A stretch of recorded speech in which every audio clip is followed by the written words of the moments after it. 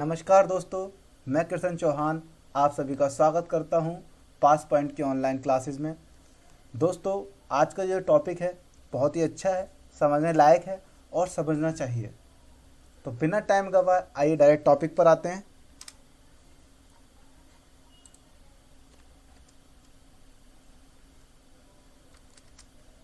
GST with its basic facts. कुछ ऐसे facts जो जीएसटी के आज भी छुपे हुए हैं, हर किसी को नहीं पता, तो प्लीज़ उन्हें देखते हैं, नोट करते हैं और समझते हैं कि क्या है जीएसटी, किस तरह से इसकी शुरुआत हुई, क्यों इसे लाया गया, क्या काम था इसका। आइए सबसे पहले डेफिनेशन की बात करते हैं कि डेफिनेशन क्या है इसकी।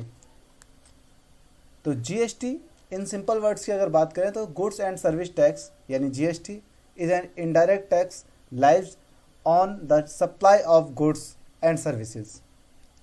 This law has replaced many indirect tax laws that previously existed in India. दोस्तों, दो तरह के टैक्स होते हैं, एक होता है डायरेक्ट टैक्स, एक होता है इनडायरेक्ट टैक्स। डायरेक्ट टैक्स होता है जब हम डायरेक्ट गवर्नमेंट को पे करते हैं, जैसे हमारा इनकम टैक्स या हमारा कैपिटल गेन, ये हम डायरेक्ट गवर्नमेंट को पे करते हैं। इनकम टैक्स की साइड पर जाकर हम डायरेक्ट गवर्नमेंट को पे करते हैं। पर इनडायरेक्ट टैक्स वो होते हैं जो हम पे नहीं करते डायरेक्ट गवर्नमेंट को, पर टैक्स फ्री हम देते हैं। जैसे ही कोई चीज़ हम खरीदते हैं तो उसमें भी हमें टैक्स देना पड़ता है। कहीं हम गए कोई सर्विस ली तो उसमें लिखा होता है इंक्लूसिव ऑल टैक्सेस, तो वो हमें टैक्स देना पड़ रहा है। जमा हम गवर्नमेंट को नहीं करा रहे, हमारे बिहाफ में जो सेलर है वो जमा करा रहा है गवर्नमेंट को। तो that is called indirect tax. इसलिए जीएसटी को इनडायरेक्ट टैक्स बोला जाता है कि डायरेक्ट गवर्नमेंट को हम जमा, कंज्यूमर जमा नहीं कराता डायरेक्ट, इनडायरेक्ट रूप से वो सेलर जाके जमा कराता है। क्लियर है? तो जीएसटी क्या है? एक ऐसा टैक्स है जो गुड्स एंड सर्विसेज पर लगता है। इसका नाम से इसको पता चल सकता है, गुड्स एंड सर्विस टैक्स। ये अधिकतर गुड्स एंड सर्विस टैक्स पर ही लगाया जाता है। कोई भी अगर आप प्रोडक्ट खरीदते हैं तो आपको जीएसटी पे करना पड़ेगा। आते हैं चलिए, इसके बेसिक फैक्ट्स क्या हैं। Number 1, the goods and service tax यानी GST was first implemented in France. सबसे पहले इसे फ्रांस में इम्प्लीमेंट किया गया था। वर्ल्ड में सबसे पहले इसे कहाँ इम्प्लीमेंट किया गया था? फ्रांस में। नंबर 2 फैक्ट देखते हैं। The GST journey begin in the year 2000 when a committee was set up to draft law.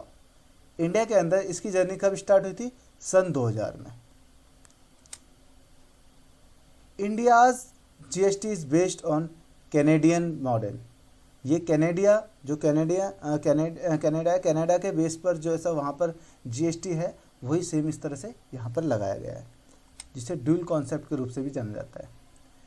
GST in India was made on the recommendation of Vijay Kelkar committee. जो विजय Kelkar committee थी, उन्होंने recommend किया कि भाई GST को India में लाना चाहिए, जिस वजह से वन मार्केट वन टैक्स, यानी कह सकते हैं वन टैक्स वन नेशन या वन मार्केट वन टैक्स। तो जब पूरे इंडिया में एक जैसे टैक्स लगेगा तो किसी भी तरह की टैक्स में हेरफेर नहीं होगी और ऊपर नीचे अमाउंट नहीं होगा। आइए, GST in India was implemented on July 1, 2017 और इंडिया में जब आया तो वो जुलाई 1 में आया, 1 जुलाई 2017 में। सबसे पहले कहाँ आया? The first state which implemented the GST was Assam. और सबसे पहले इसे कहाँ पे एक्टिवेट किया गया? असम में। असम में से अप्लाई किया गया और चेक किया गया, फिर पूरे हिंदुस्तान में से अप्लाई किया गया। और ये 2016 एक्ट के अंतर्गत आता है, इसे हम बोलते हैं एक्ट 2026। क्लियर है?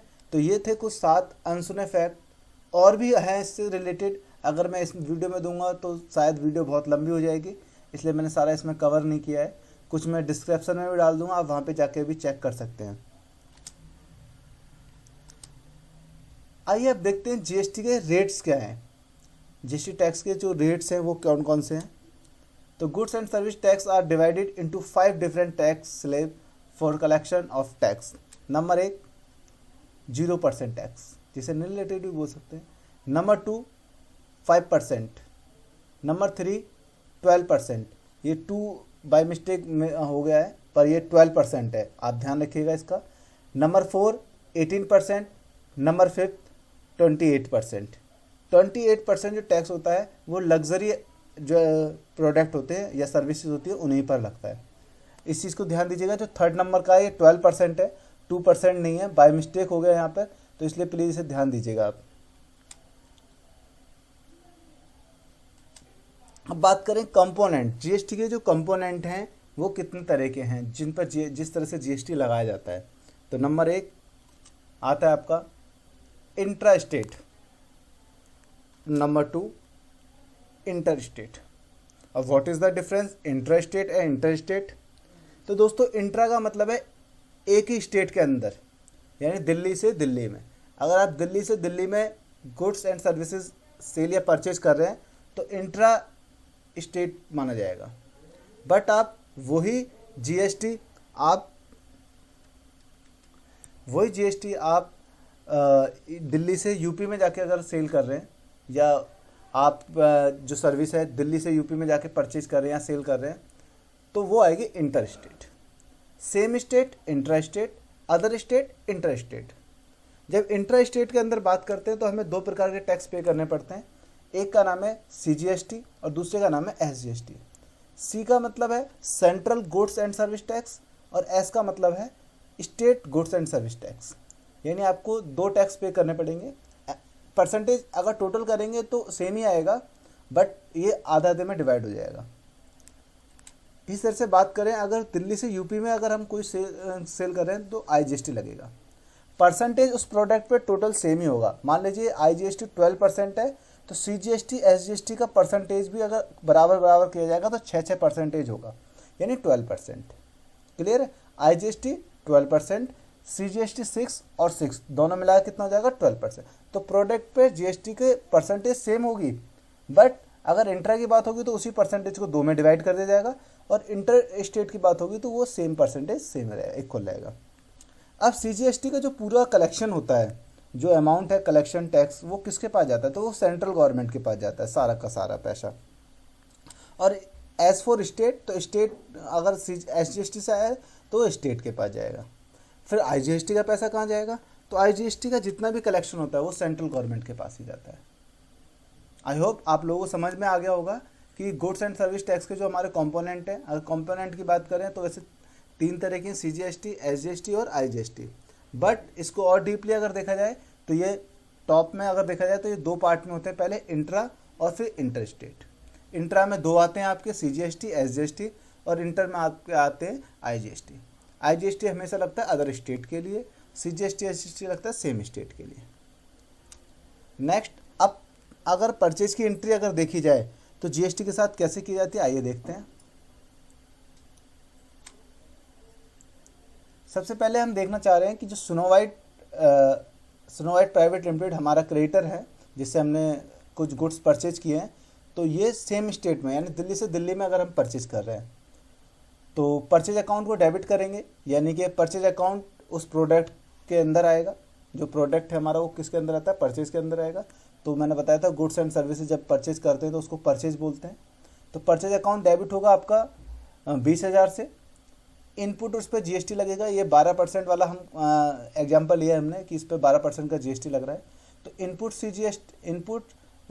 जीएसटी लगेगा, सीजीएसटी 1200 रुपये लगा तो 6% इसका निकाला, और इनपुट एसजीएसटी लगा तो इसका भी 6% है। दोनों को टोटल अमाउंट किया तो 22,400 आपका आ गया। यही प्रोडक्ट मान लीजिए हम अदर स्टेट से खरीदते हैं, मान लीजिए हमने महाराष्ट्र से परचेज किया यही प्रोडक्ट सेम, तो परचेज अकाउंट डेबिट 20,000 से सेम अमाउंट मान लीजिए, और इस पे लगेगा इनपुट आईजीएसटी, ये भी डेबिट होगा हमारा, ये टोटल 2400 रुपये आएगा। 12% अगर निकालेंगे तो 2400 रुपये आएगा। और 2 पार्टी जैम इलेक्ट्रॉनिक लिमिटेड, ये हमारा आ गया 22,400। तो इस तरह से परचेज की एंट्री की जाती है। ये एंट्री हम टैली में भी जाके देखेंगे। जब टैली में मैं कराऊंगा तो आपको प्रॉपर और भी समझ में आएगा कि टैली में किस प्रकार से इसकी एंट्री की जाती है। अभी हम थ्योरेटिकली जान रहे हैं, आगे बात करते हैं सेल एंट्री। अगर हमें सेल करेंगे तो कैसे करेंगे? तो मान लीजिए जो अरुण इन्फो प्राइवेट लिमिटेड है, ये हमारा दिल्ली का कस्टमर है और दिल्ली में है। इसको हम जो भी प्रोडक्ट बेच रहे हैं दिल्ली से दिल्ली में बेच रहे हैं, तो सेल्स अकाउंट क्रेडिट होगा 25,000 का। अब उस प्रोडक्ट की कीमत हमने 25,000 रुपये कर दी है और उसी पर हम जीएसटी लगाएंगे 12% के हिसाब से। तो टू आउटपुट सी जीएसटी 6% लगाएंगे तो हमारे 1,500 रुपये आ गया। टू आउटपुट एस जीएसटी 1,500 रुपये यहाँ पे, दोनों अमाउंट को टोटल करेंगे तो डेटर में आ जाएगा और उसका अमाउंट लिख दिया जाएगा 28,000 रुपये। तो आप देख रहे हैं जब सेम स्टेट है तो हम उसको output C GST S GST लगा रहे हैं, और जब अदर स्टेट आएगा तो आइए अदर स्टेट की एंट्री देख लेते हैं। कुणाल एंड सन्स है, मान लीजिए इसको हम यूपी में बेच रहे हैं, तो इसको हमने डेबिट किया 28,000 से सेम अमाउंट, और टू सेल्स हमारा 25,000 रुपये, और अगर इस पर जीएसटी लगा रहे हैं तो आउटपुट IGST लग रहा है जो कि 3,000 रुपये है। अगर हम 25,000 का 12% निकालते हैं तो 3,000 रुपये आता है। आप निकाल के एक और कैलकुलेट करके देख लीजिए, और अगर आप देखेंगे तो आपको मिल जाएगा 25,000 का 3% 3,000। क्लियर है, टोटल अमाउंट आ गया। तो इस प्रकार से आज हमने जाना कि जीएसटी में किस प्रकार से एंट्री की जाती है। Thank you for watching this video. अगर ये वीडियो आपको पसंद आई हो तो प्लीज़ लाइक कीजिएगा, और अगर आप हमारे चैनल पर नए हैं चैनल को सब्सक्राइब कीजिएगा। अगर वीडियो में कुछ दम लगा हो, कुछ